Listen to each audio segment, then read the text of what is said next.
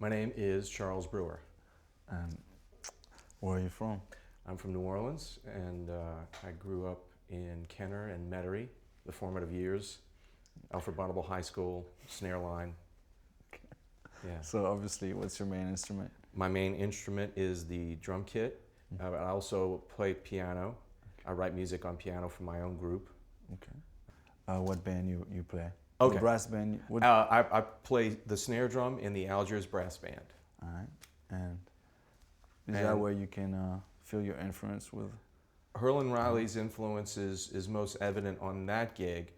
The emphasis of beat 4. Okay. You know, I mean, growing up with hearing brass band music, you know, it was something that I was very accustomed to, but his specific definition of how that evolved was very interesting to me, and it helped shape my style. Mm-hmm. So when I'm playing snare drum, you know, I'm thinking about that kind of tradition. So there's an emphasis on beat 4 and the and of 4, and it's a buzz roll. Okay.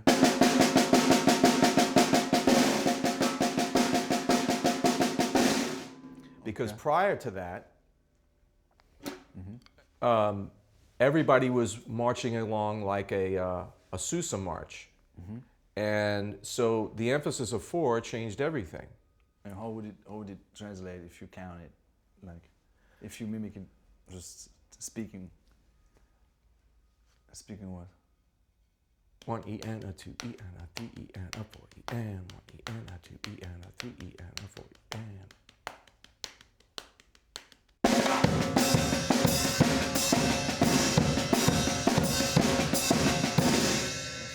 And even with No, It Ain't My Fault. Yeah.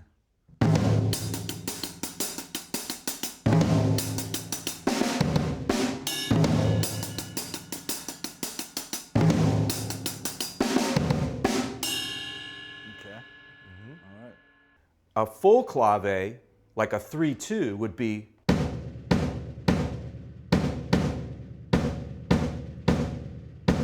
But what we're going to leave off the second half and just play the first half over and over again. Okay. And there's your street beat.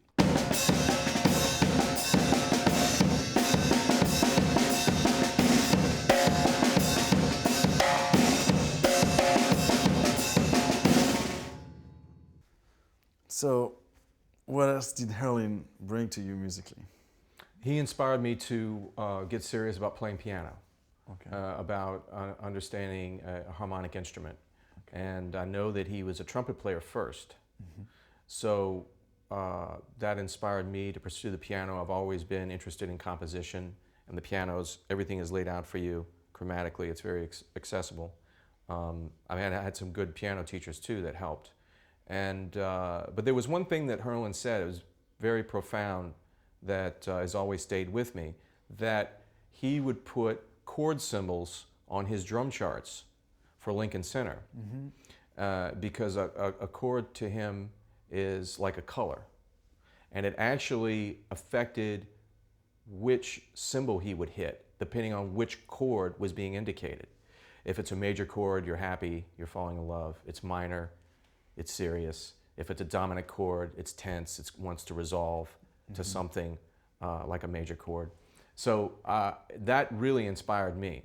So one of the reasons why I spend as much time on the piano as I can, when I can, is to have my ear gravitate, develop so that it gravitates towards those types of major and minor chord movements. Because those cadences turn into songs, and those songs, develop into song form. Mm-hmm. And if I'm in a situation where it's a song that I haven't played before, or maybe I've heard it once or twice, my ear will help me absorb as much as I can the first time through. Okay. When I hear a tune. Like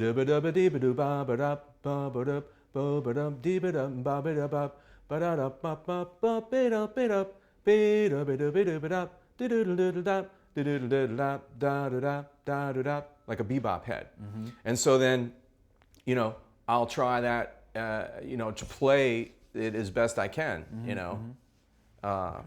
if it's something I haven't heard before. And how would it translate on the drums? These different chords.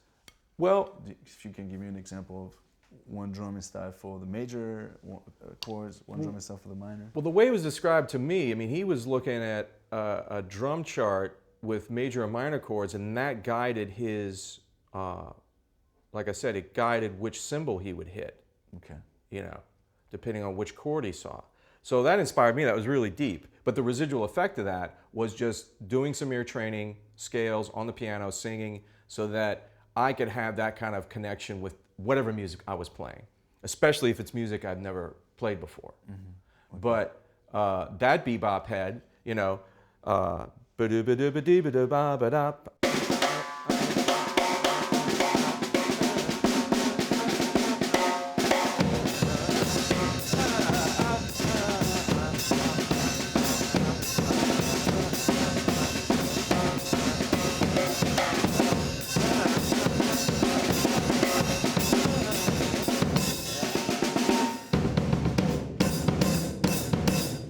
So, you know, I can also play the melody. We can really hear it. Yeah, Yeah. yeah. And I hear that in his playing too, you know. Okay.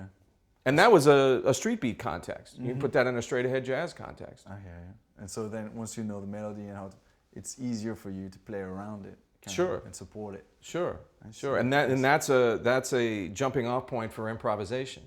I see.